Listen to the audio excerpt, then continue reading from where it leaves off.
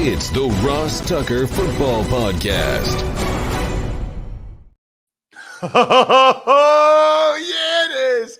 But it's not just any Ross Tucker Football Podcast. It's a Finish Strong Friday, a Picks Friday edition of the mighty RTFP, presented, of course, by DraftKings. I am Ross Tucker, former NFL offensive lineman, 5 teams, 7 years, bunch of media gigs like the Army-Navy game tomorrow on the radio for Westwood One. I cannot wait. One of my favorite days of the year.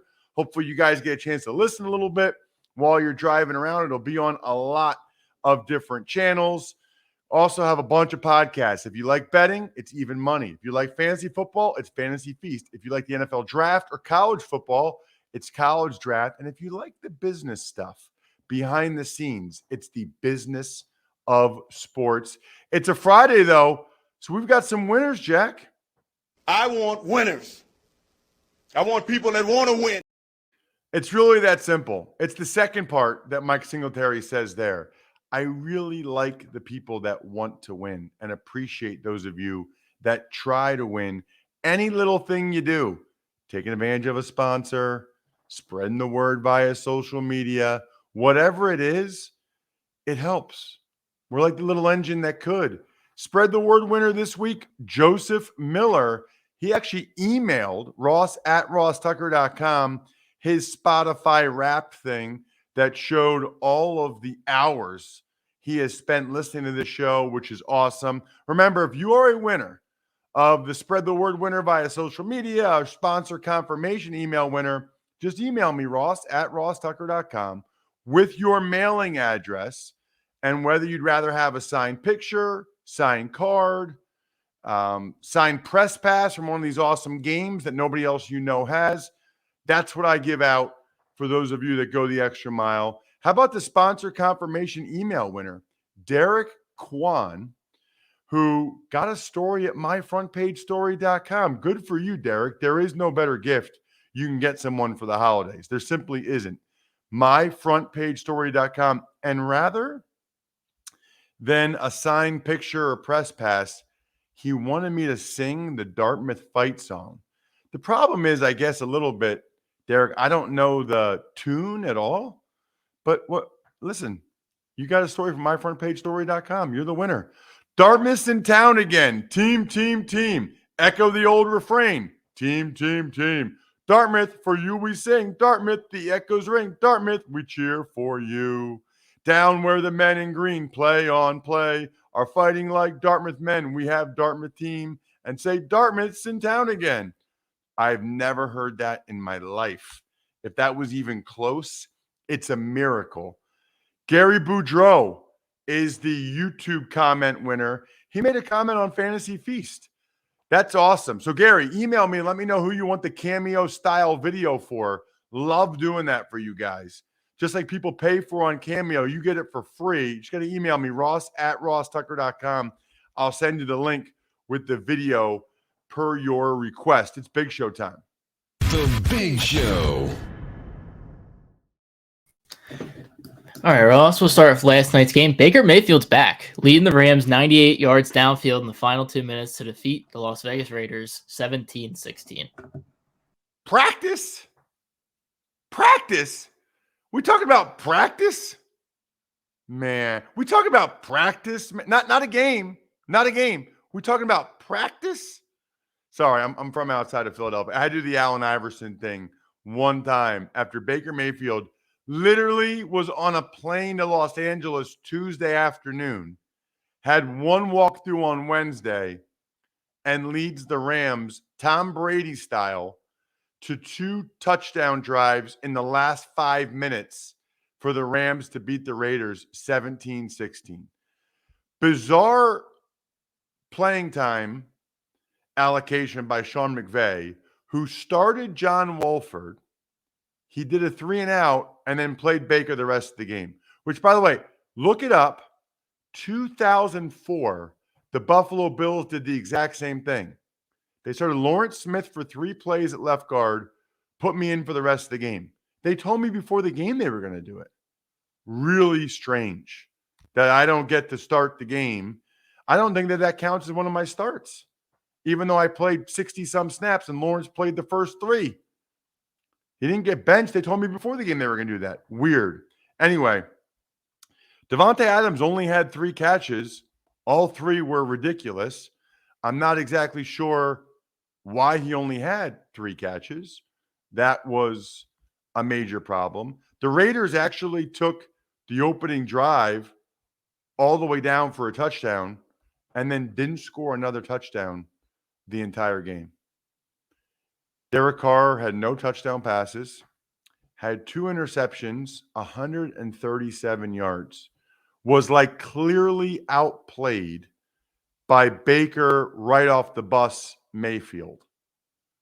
Unbelievable. Including Derek Carr had one of the worst interceptions you will ever see in the red zone, where he lobbed the ball into essentially a pack of Rams. Ernest Jones made the pick, and wouldn't you know it, that ended up being the difference in the game. Red zone interceptions will kill you. Josh Jacobs, the Raiders just decided, I don't think the Raiders are going to re-sign Josh Jacobs. They are running this dude into the ground. They give him like 30 touches a game, even after he hurt his pinky or wrist or whatever during the game. Raiders settled for field goals over and over again. Baker threw that incredible touchdown pass to Van Jefferson.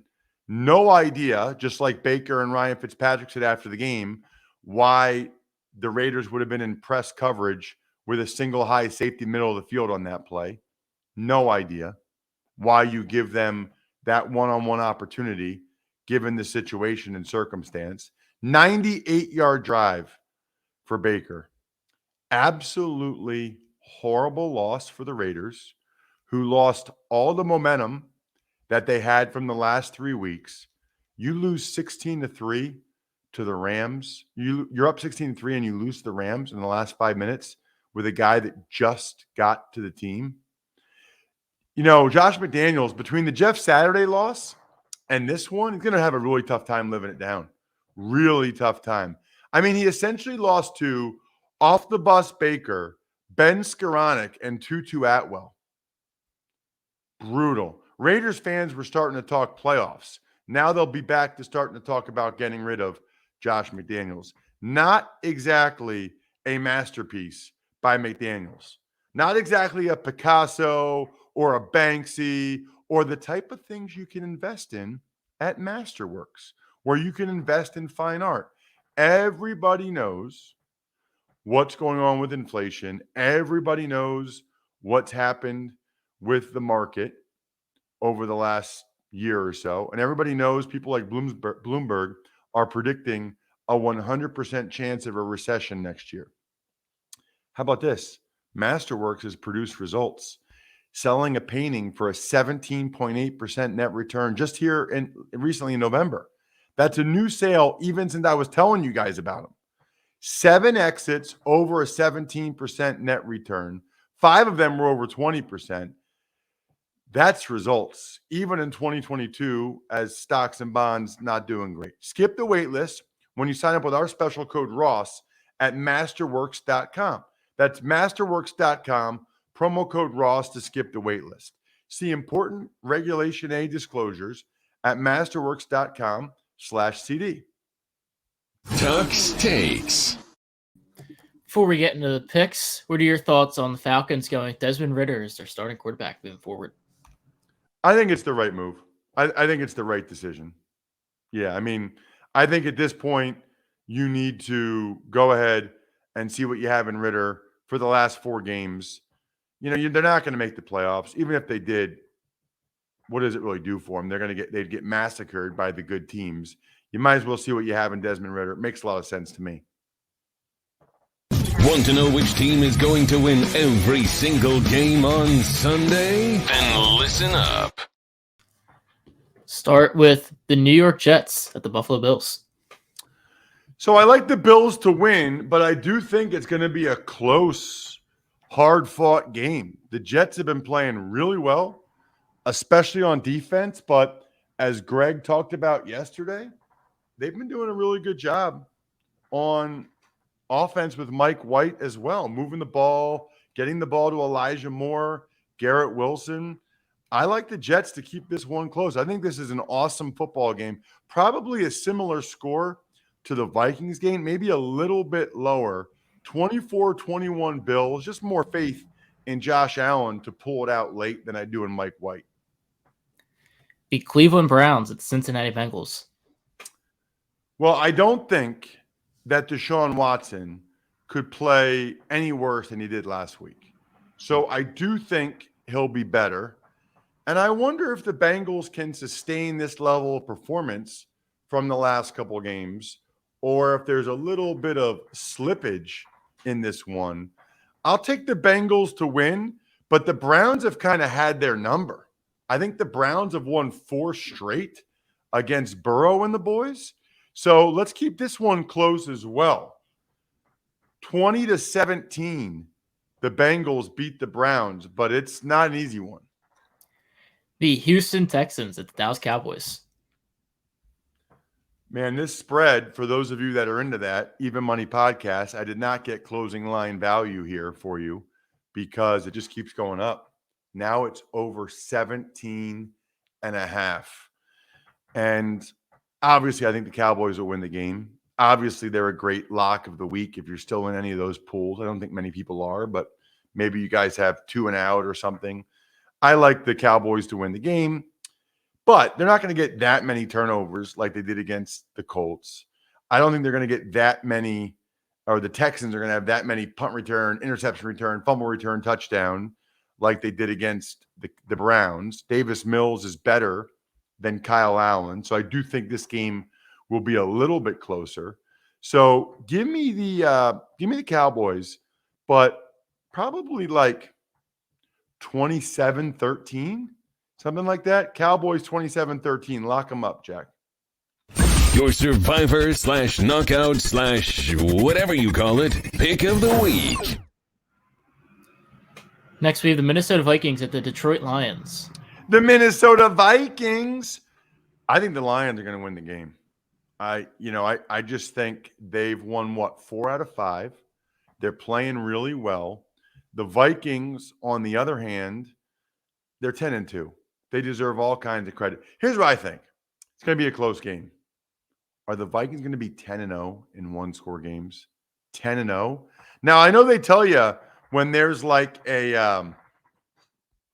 when there's a trend like that, you keep rolling with the trend until it stops. I know that. But the game's in Detroit. The Lions should have won the last time they played. They were the better team. I feel like you say that a lot in these Vikings games, that the other team was the better team, and yet, lo and behold, the Vikings still win. All credit is due to them. I'll take Detroit, though. Awesome football game. 24-23 Lions. The Philadelphia Eagles at the New York Giants. I think this is going to be a good one. I really do. The Giants don't get blown out. The Giants are very well coached by Brian Daboll. They hang. The problem is the Eagles are just significantly more talented at this point. I mean, look at every position, and how many positions would you rather have the guy for the Giants than the guy for the Eagles? Not many. Not many. Give me the Eagles in a close game, competitive game. Feels like 23-16, maybe. The Birds win, and then a bunch of Eagles fans will be able to drink some Labatt Blue Light after the game, like I'll have after the Army-Navy game on Saturday. Listen, football season is Labatt Blue Light season, and there's no better way to watch your team on game day than with the pristine Canadian goodness of a cold Labatt Blue Light in your hand. Stock up. Be the MVP of your tailgate. Share a Labatt on game day with your crew. Always enjoy responsibly. Beer. Labatt USA. Buffalo, New York. Next, we have the Baltimore Ravens at the Pittsburgh Steelers. This is one of the games of the day. Really looking forward to it, to see how Tyler Huntley can play against the Steelers, this is a significant game for both teams. I mean, if the Steelers win, what are they, 6-7 at that point then? Let me check on that. Yeah, Steelers win. They're 6-7. They're a game away from 500, which is amazing. Ravens win. They're 9-4. And the Ravens really need to win to keep pace to try to win that division. I think they get it done. I think the Ravens and Tyler Huntley, you should not be able to have two quarterbacks with the same last name. I think Tyler Huntley gets it done. Awesome game. I think Fezzik said this, but I'll repeat it. Every game between the Steelers and the Ravens is the same. 20-17 Ravens. Huntley gets it done with a last-minute drive like he did against last week against the Broncos. And they're underdogs. Jax, you can let the doggies out. Ross's Underdog of the Week.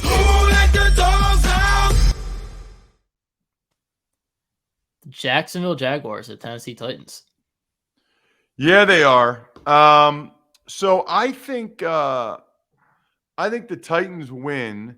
You know, I took the Jags on the Even Money podcast getting the points, but Trevor Lawrence has a toe injury. Trevor Lawrence hasn't practiced the last couple of days. So his status for this game is up in the air. I don't even know who is the backup quarterback for the Jags. CJ Beathard, I think. I'm not even positive who the backup quarterback for the Jags is. That would be important information to know. They're back. It is CJ Beathard. Yeah. All right. Well, he's all right. I think the Titans win the game regardless. I think the Jags have a much better chance, obviously, if Lawrence plays. I don't know if he's going to play or not. They might want to let that thing heal. Toe injuries can be painful. I don't know. That makes it tough to actually pick a score. But Titans never score that many points. So I'll go 20-16. Titans hold the Jags to 3 field goals. 20-16 Titans. The Kansas City Chiefs, the Denver Broncos. Well, you just can't pick the Broncos to win a game. You just can't. Like, is there anybody out there picking the Denver Broncos to win this game against Pat Mahomes and the Chiefs and Andy Reid and to lose back-to-back games for those guys? No, I don't think so. In fact, you could probably lock these guys up if you needed another one, although you've probably already used the Chiefs if you're in a league like that. But Andy Reid is not losing back-to-back games and Mahomes to this iteration of the Broncos. That would surprise me. But I don't think they're going to score that many points. The Broncos' defense is so good. They should actually file for lack of support should the Broncos defense. So Chiefs 23, Broncos 13. This is how bad it is. I feel like I'm giving the Broncos the benefit of the doubt by giving them 13 points. I mean, think about that. Next up, are we locking those? Are we locking them up, Ross? Was that definite? Sure, go ahead. Your survivor / knockout / whatever you call it, pick of the week. The Carolina Panthers at Seattle Seahawks. Good game. Sneaky good game. I kind of like the way the Panthers have been playing lately. But this is the type of game you can't lose this game if you're the Seahawks. I mean, not with their playoff aspirations, not with them, frankly, in the mix still in the NFC West, especially with Jimmy G going down. I think the Seahawks get the win, but I think Carolina gives them a heck of a game. Very similar score to last week against the Rams. I'll say Seattle 27, Carolina 24. Gino's just playing too well. The Tampa Bay Buccaneers at San Francisco 49ers. Well, I don't expect a lot of points in this one. So as much as we love NFL Red Zone and as much as we love all the TV we can get for the price we love at Sling TV, especially since they don't have the high prices and endless contracts, I'm not expecting this game to be on NFL Red Zone a whole lot, which, by the way, is available on Sling Blue Plus Sports Extra. You can watch every touchdown live every Sunday afternoon with NFL Red Zone on Sling. So, for a limited time, get Sling Blue and add on Sports Extra with NFL Red Zone on Sling. For a limited time, get Sling Blue and add on Sports Extra with NFL Red Zone for half off your first month. So regular, it's $46. Now it's only $23. So you get the best deal on Red Zone. So you can catch all the touchdowns at the lowest price with Sling TV. Visit sling.com/DraftKings to sign up today. And what were your thoughts on Buccaneers at 49ers? Nice, Jack. Keep me in line. Love it. Sometimes I totally forget the game and then I got to say it after I get the last commercial out of the way. It's hard to know exactly what to expect, honestly, from both these teams. The Bucs stink on offense until like the fourth quarter, where Tom Brady does Tom Brady things and leads them on touchdown drives to win the game. I don't think that's happening against the Niners, folks. Not against this squad. This is a good Niners defense, really good. And then on the other side, with the Bucs, with the Niners, we don't really know what to expect with Brock Purdy, but I think it's enough. And think about this. I think Brady's been playing since Brock Purdy was born or something crazy like that. And Brock Purdy, I think, is going to get the win over him. What a moment for the Purdy family. I think everybody's already done this, Jack, but I'm going to do it as well. I think he's going to have a pretty good performance against the Bucs. I'll say not a lot of points, though. I'm going to say 20-10. The Niners beat the Bucs. Low scoring game. Low score. I don't picture there being a lot of points at all. Miami Dolphins and the Los Angeles Chargers. Miami Dolphins at the Chargers. Interesting game because of the whole Tua Herbert thing, back-to-back picks in the draft a few years ago. I wonder what goes through Justin Herbert's mind when he watches this game or plays this game and watches Tua on the other side with Mike McDaniel, with Tyreek Hill and Waddle. Although, you know what? Herbert has good receivers too, and Mike Williams as well as Keenan Allen. They just never play together. They're just never both healthy at the same time. Wouldn't be surprised if this is a shootout.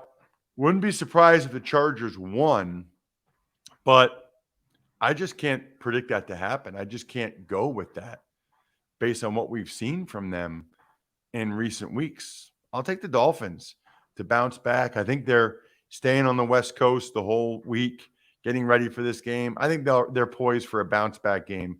Fun game, higher scoring game that the Dolphins win 31-28. Awesome Sunday night game where the Chargers lose like a heartbreaker late, I guess, as usual. And we'll wrap things up with the New England Patriots at the Arizona Cardinals. This is like a very disappointing game for these two teams. I don't know.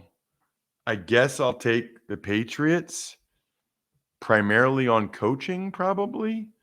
But these are two more teams. It's really tough to get a good grasp on them. Really tough to know what to think, who to think for these two teams. I don't picture there being a lot of points. 19-16, Patriots. At least it's a close game, I guess. 19-16, Patriots. We do have some shout-outs to give out, Jack. And those shout-outs go to our I Think We're Done Here members of patreon.com/RT Media. So big fan of the I Think We're Done Here members. Like Pizza Boy Brewing. Might be there Monday, maybe. Sporticulture, HumanHeadNYC.com, SteakhouseSports.com, Go-Bengals.com, Evergreen Economics, Vision Comics with an X, backofficescheduler.com, and of course, myfrontpagestory.com. Be like fellow listener Derek Kwan. He knows there is no better gift than myfrontpagestory.com. It's awesome. It's epic. It's the gift that keeps on giving and lasts literally forever. I think we're done here. Thanks for listening to the Ross Tucker Football Podcast. Make sure to also subscribe to the Fantasy Feast, Even Money, Business of Sports, and College Draft. All available at Apple Podcasts, rosstucker.com, or wherever podcasts can be found.